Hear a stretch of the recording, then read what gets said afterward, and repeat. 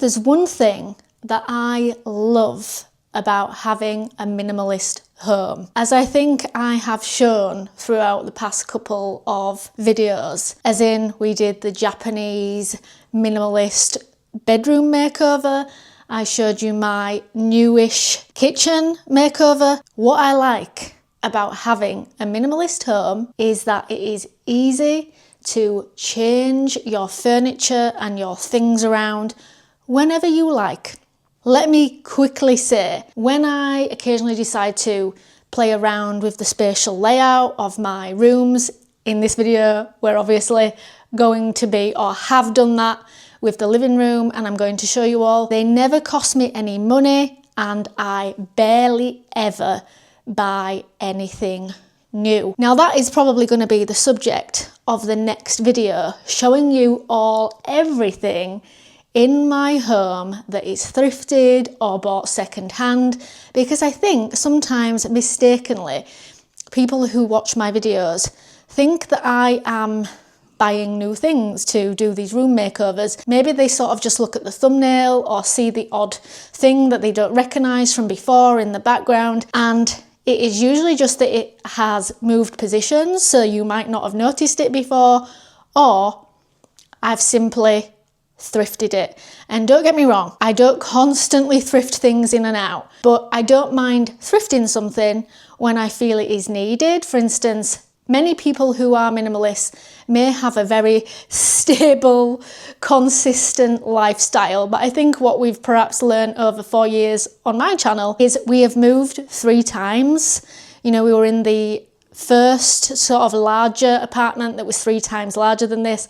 Then we went into a house share, and then we came in here. But this apartment in particular was basically 3 times smaller than the original apartment, and it took quite a while to work out what we needed or what we wanted and what worked for us. And then when we got Zala, we had to do the same again, because there were all kinds of issues to do with her chewing things as a puppy, to do with needing a table so that she didn't try and get our food, to have little other side tables that we've not previously needed, to put drinks on so she doesn't spill them. And yes, we even went back to having a sofa, and I'm going to discuss that as we go around the living room tour today with this new spacious layout that I've decided to try.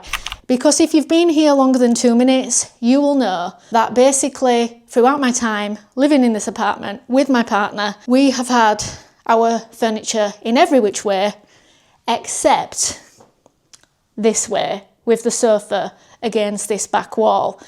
And that might seem quite obvious for people that know we have a projector. This wall behind you, where the window is, there is nowhere to project to. But I'm going to discuss that as we go around the new minimalist living room layout now.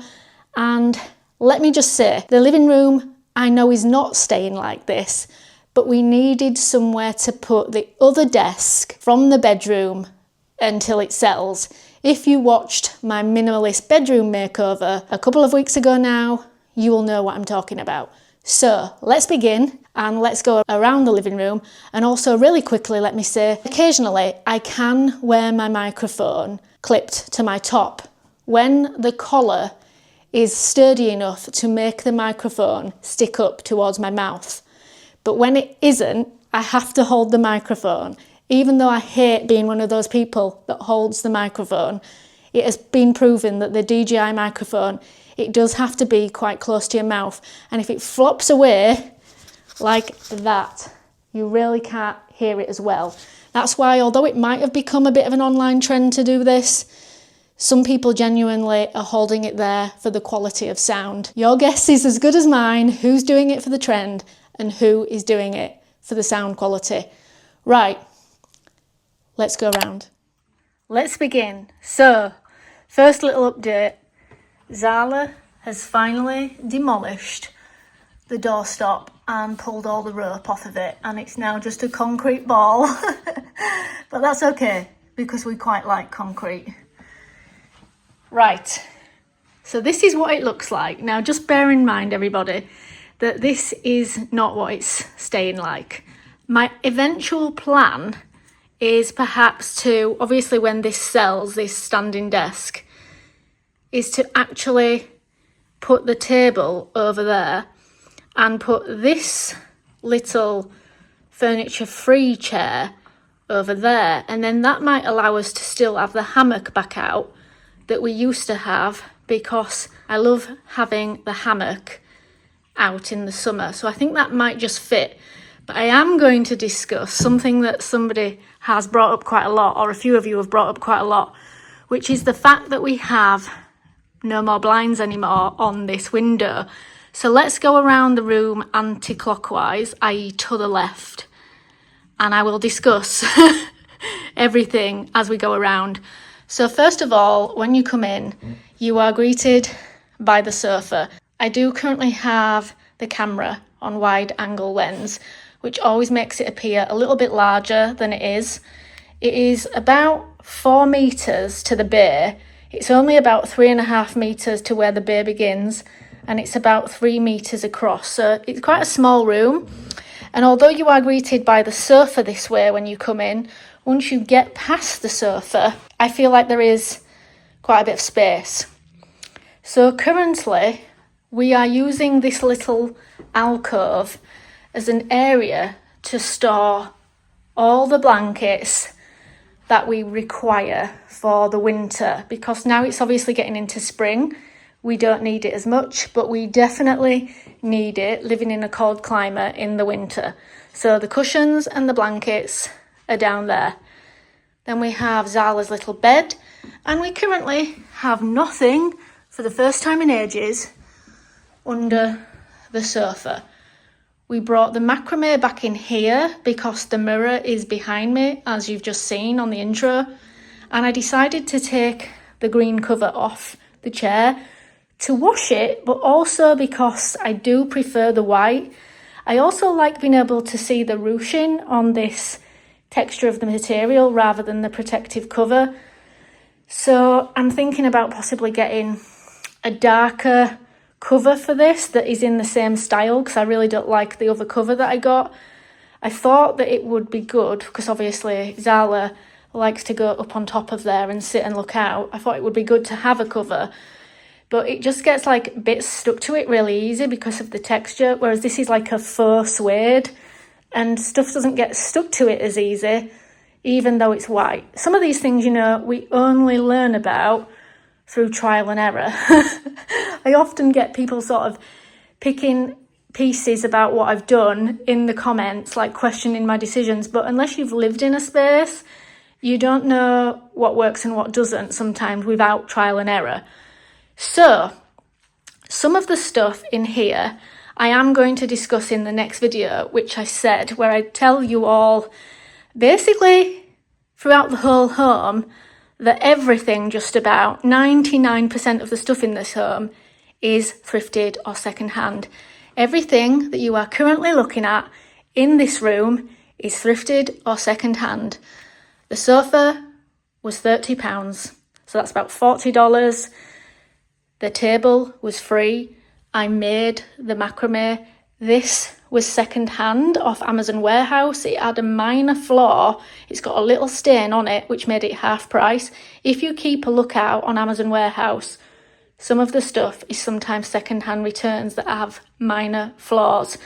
And the reason that I use Amazon Warehouse is that I live in a very, very remote area in terms of there being no stores for like homeware or anything like that. All we have in our town is a TK Maxx and an M&S. All the other stores are sort of coastal tourist shops, like selling candy floss and rock. So that is the choice, because the nearest city is York, and that is about an hour's drive away, which is about £50 on the train. And then obviously I wouldn't be able to carry any large items back on the train. So that is just our only option currently. So yeah, I'll talk about more to do with that in the next video. Now these were second hand off eBay. They were £60 each, the chairs. I think that is a bargain, because the Hans Wegner wishbone chairs are normally sort of a couple of £100 each. So all thrifted, yet people seem to think that I'm constantly buying new things. I'm not. And if I buy something, there is a genuine reason for it. We previously didn't have a table in here because we didn't need one before. We would sit and eat our food on our lap or on a low table, but now we have Zala.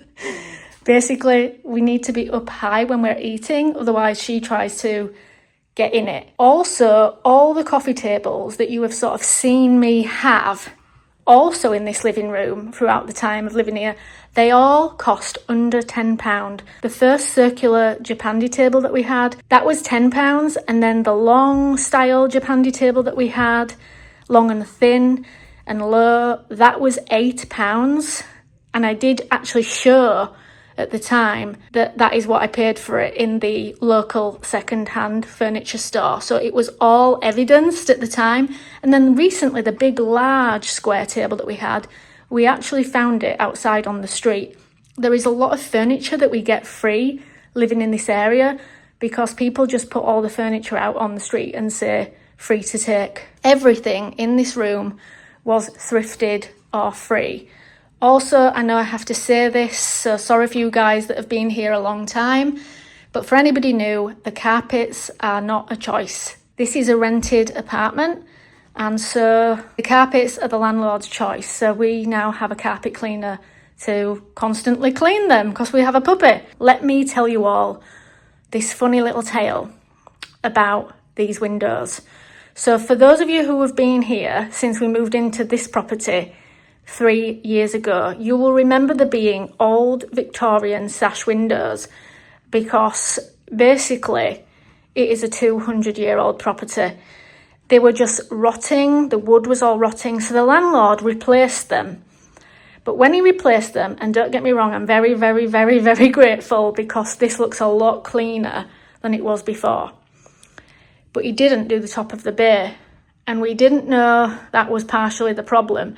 So I used to have, a bit like in the kitchen, these solar-powered bamboo and sort of jute blinds. We used to have them up here as well.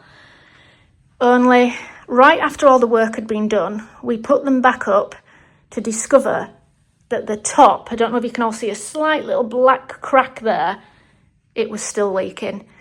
So we decided to take them down. By the way, all the blinds in the property were also free. So we decided to take them all down. Well, the ones in the bay window.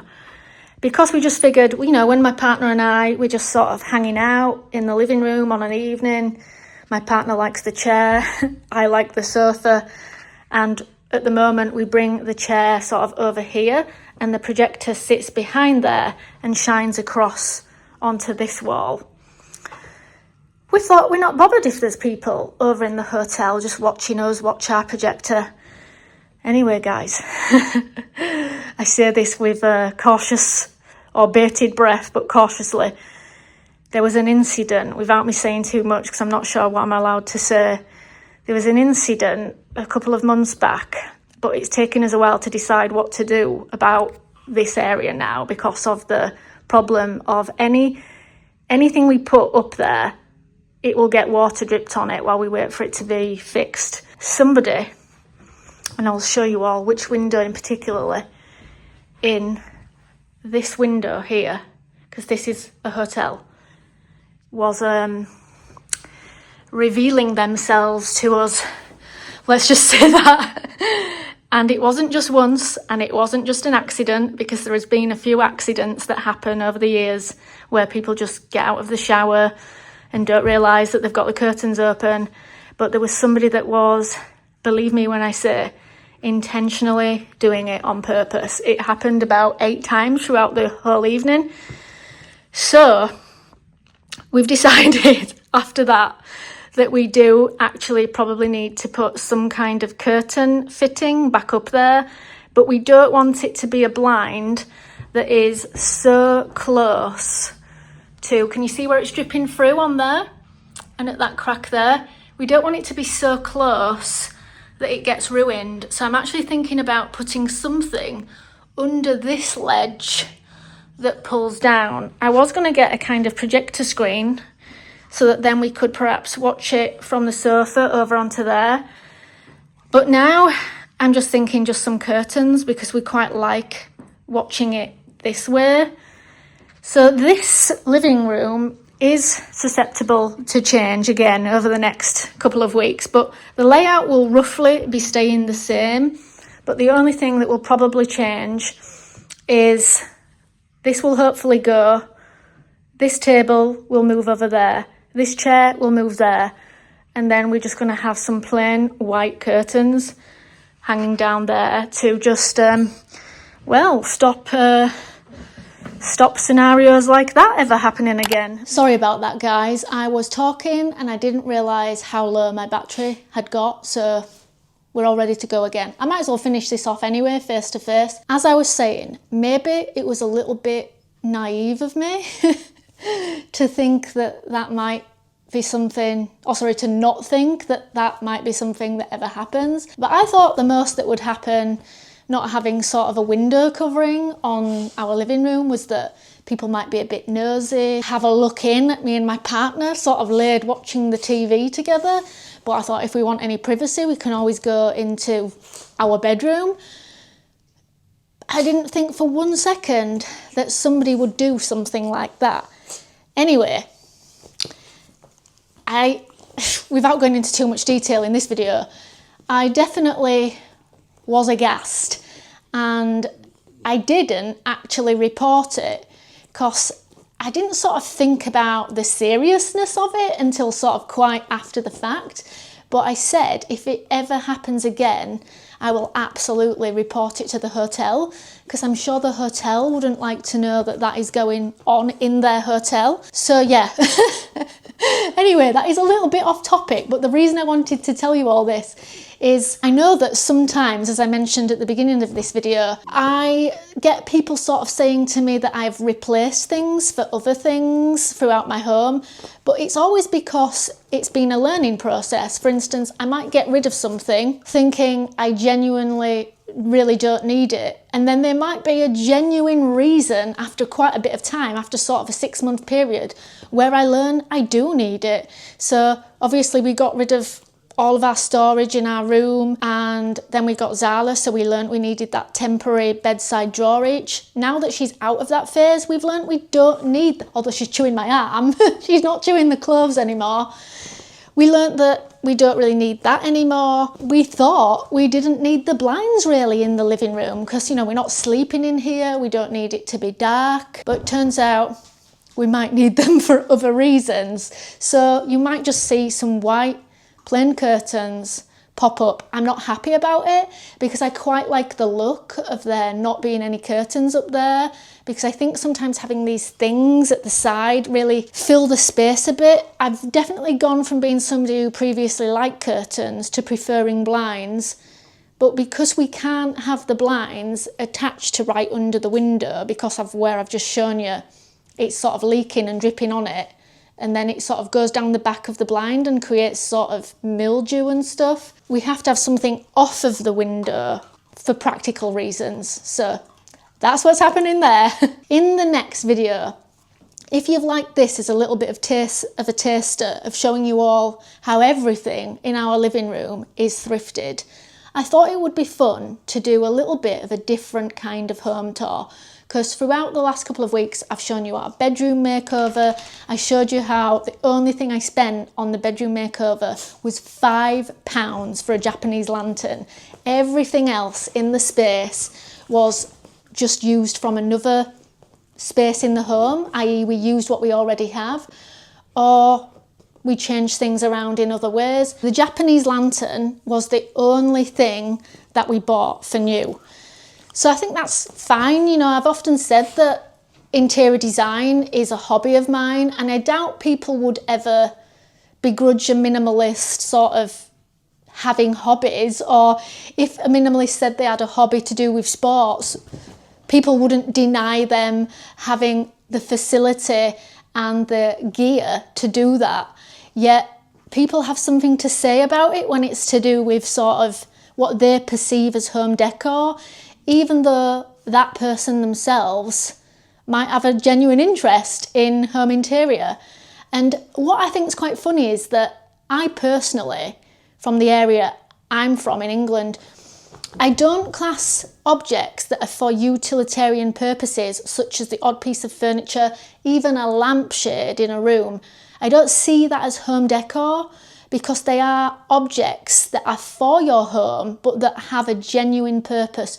For me, home decor is something like those wooden chain things that people have on a surface just to look pretty, like almost ornamental things. In my home, there is nothing ornamental that doesn't have a purpose. And I think the thing that is perhaps most ornamental is the stone cairns that I have in my bedroom. But even then, they are a vase that holds flowers, and I currently have dried eucalyptus in them, which is sort of helping be a kind of aromatherapy or natural diffuser for my room. So even then, that has a purpose. So I'm thinking that for the next video, because throughout the past couple of weeks we've done individual rooms showing you all the process and the thought behind how I've decluttered things and organised things and changed them up, I thought this time I would do a home tour with a difference, where I go around the whole home and show you all how everything just about, 99% of the stuff is thrifted or second hand. There is hardly anything new in my home. I hardly buy anything new for my home. I'll see you in the next one. Bye.